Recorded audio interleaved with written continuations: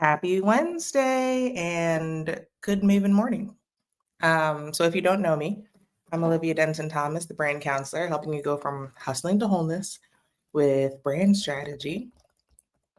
Um, and today, I wanted to talk about the difference between like why you're not showing up, right? The difference between confidence and competence.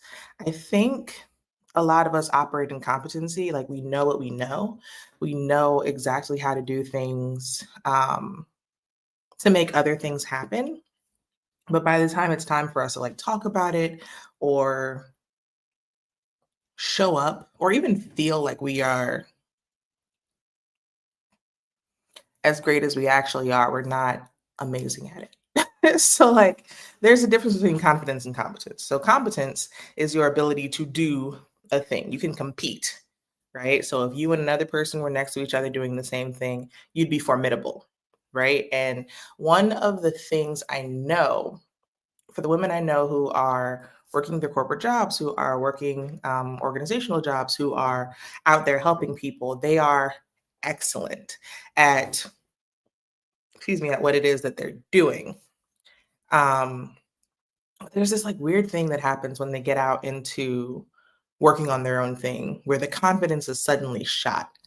So, confidence is your ability to confide in yourself. It's your ability to believe yourself, right? Like, not just that you can do it, but that you will do it and that you have done it. So that's actually what confidence is. So it's a little different. And for the most part, because people have been performing for other entities, for families, for just not themselves. They know that they can do a thing because they have the mask of ability, right? Like you know that the right thing you're supposed to do is do the thing. So you do the thing because it's right, not necessarily because you feel any kind of connection to it or because you feel that it's inspiring or anything of the sort. So by the time you get out and you're doing something that is your thing, the energy is different. So you kind of don't even know how to show up. When you're showing up on behalf of somebody else, there is like an automatic dopamine rush. There's a deadline. There are things that are driving you to to actually do what's important. Someone's judging you. There's a scorecard somewhere. Somewhere there's a scorecard. But you have yet to establish your own scorecard. You have yet to establish what it is that you want to show up for every single day and say, you know what? I did it yesterday. I'll do it today. I'll do it tomorrow. So when you can look at your victories and say, "Hey, I did that." That's what builds confidence. So, and when I say victories, I literally mean anything. I literally mean anything. So one person, I can't remember who it was, they gave the example of like, did you learn how to walk? Like, are you able to speak right now? Like, is there something that you previously couldn't do that you gained the ability to do? Right? You didn't become competent because of magic. There was some gap that had to be filled, and you did fill it. So you already have a history of overcoming something, but you have to count that as something as opposed to just waiting for somebody else to tell you that you did the right thing, that you did well. You have to believe that you did well. Also, you have to create inspiration toward what it is that you're doing. Yesterday, I was having a great conversation with someone about, I think I already said like being high masking, but also the difference between motivation and inspiration. So when you're high masking, you are motivated. When you are performing for other people, you are motivated. So that means like your externals are telling you what you need to be, but it's not driven by your internal. When it's driven by your internal, that's inspiration. It means that there's something that makes sense to who you are, makes sense to the world and the life you want to create, that like actually gives you some spark and some engagement from the inside out that can drive you, right? Motivation doesn't last. And you've seen that. You've seen that when The clapping is done, there are no awards to be won, and there's kind of no one like cracking a whip, right? Like that is motivation. If I don't do this, this will happen. Someone's watching me, all of those things that have nothing to do really with your choice of what you want to do. You can be motivated. You can be motivated to do anything. And the things don't actually have to be things that you want to do or you care for or that are like actually important like to you or about you. So, if you want to be confident, you need to figure out what your inspiration is and then start clocking all the areas where you've done the things. You've done a thing, anything, and you just keep and you just keep that ledger, you maintain that ledger. You have to learn how to keep promises to yourself.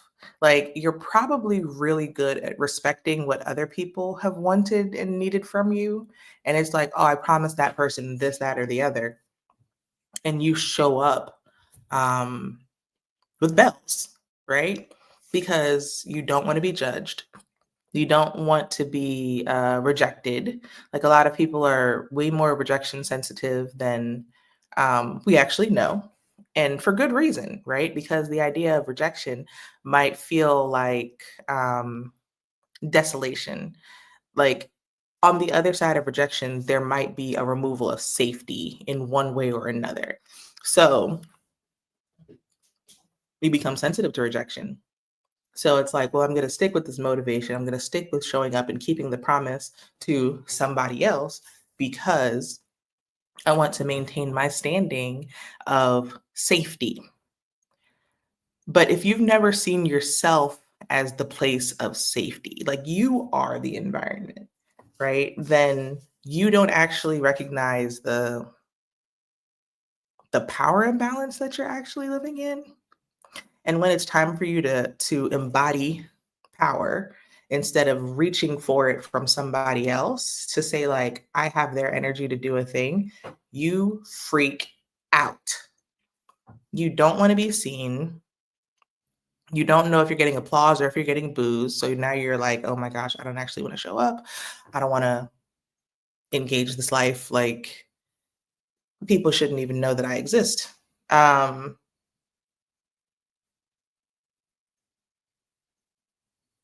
you're just driven by things that aren't really you. But when you learn to keep promises to yourself, then you get to understand what matters for you and from you and the things that are going to fulfill you instead of it being you moving for what's going to fulfill someone else, right? You can still work for other people and be fulfilled, but you have to be extremely clear on what it is that is inspiring you within this area, right? Like you can have a job, like you can be an entrepreneur, like, or you can just be employed and it can connect to your mission. It can connect to your heart. It can connect to the things that you think are like great and worth creating in this life, right? And you really want that, but you really have to define what is inspiring to you, what your mission is, what you're trying to create in life. Otherwise, you'll just be creating what other people want to create. After a while, it just doesn't feel good. And then you don't even believe yourself because you more believe that person and their vision more than your own. Like you're living out somebody else's mission. You actually need to define your mission so you can live your mission out. Um, so, one of the ways that I've been discussing with different people about like I think we use the terms like masking or high functioning a lot of the time in like neurodiversity conversations, but I think it applies to all kinds of diversity conversations because there is always this idea that there's a traditional way to show up. There's a traditional way to support people. There's a traditional way to like be acceptable. Um, And a lot of those things are you feeding into somebody else's mission. instead of actually like defining and owning and operating within your own. And that's not to say that your mission is in opposition to someone else's mission. Frankly, your mission might be collaborative. Your mission might actually create um, more of a pathway to good because you're operating in it, and something that complements somebody else's mission. So now things get even better because your two things can now work together because you have had the courage to be inspired, right? And not just driven.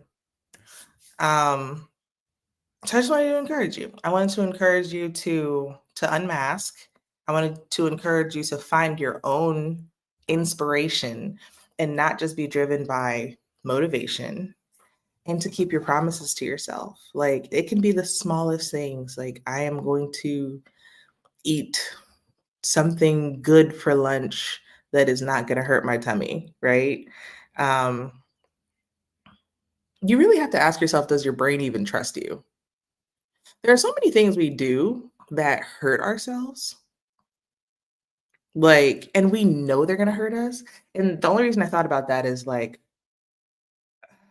say you have an allergy. I don't know, there's probably something that your body dislikes that you do constantly, in the name of enjoyment, like, in the name of indulgence, and not in the name of care.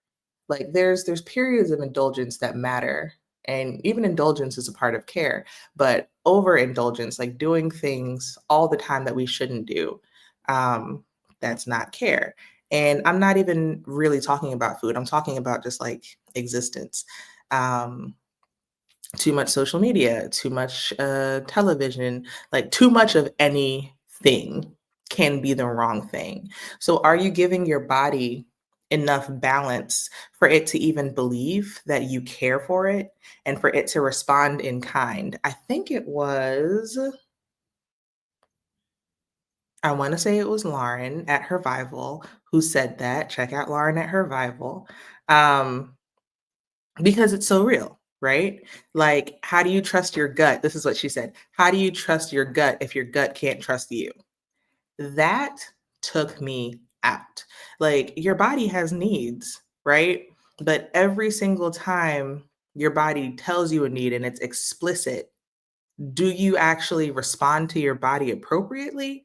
Or do you say, well, yes, I know you need that, but this feels more fun or more fitting for the moment. Like this could be doing work that you actually hate, right? Because your nervous system responds to that. Your nervous system responds to danger. So if you're doing work that feels like danger, why is your body going to trust you when you're trying to do work that doesn't feel like danger? It's like you've been putting us in bad situations your whole life. No, I will not allow you to show up. No, I will not allow you to get us killed, right? So like there is a bit of a learning curve where you have to like retrain your body to even trust that you are going to do the thing that is appropriate for yourself. Um yeah, so Lauren at her Vival, and also let me double check the name of her company.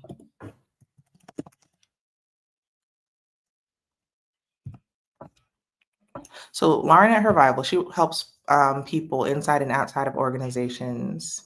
Um, and Lauren DK at Harmona Inclusive Wellbeing, she helps companies create systems of well-being for their staff so that they can all trust each other and create better from a place of connection instead of discord, right? So if you were thinking about self-care, if you're thinking about learning to be confident and trust yourself, I would lean into, I always talk about self-care, I'm pretty sure you know that at this point, I would lean into people who have that expertise to guide you on the journey. Like you don't have to just like figure it out alone and try to put some confidence plan into play. Like you can learn how to take care of your body so your body can trust you, and you can do great things. So that's that on that. I am going to go and check my to-do list because I'm going to be honest, I have no clue what I need to get done today, but that's pretty normal, which is why I write everything down. If you ever ask me to do something, just say, Olivia, is it written? Because if it's not written, it's not real. And that's just the way I exist.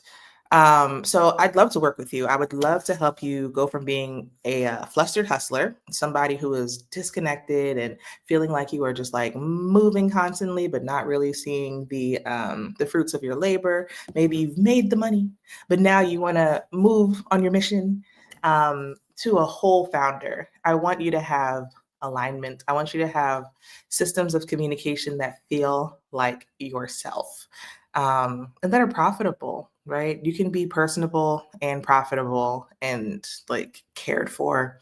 So if you want that, I would love to work with you. I will put my call link in the comments. Um, let's get together. You can schedule your free brand breakthrough where I will audit your stuff and let you know how you can like start flourishing immediately, frankly. So I will talk to you later. Have a good Maven morning. All right, stay intentional, keep flourishing. Bye.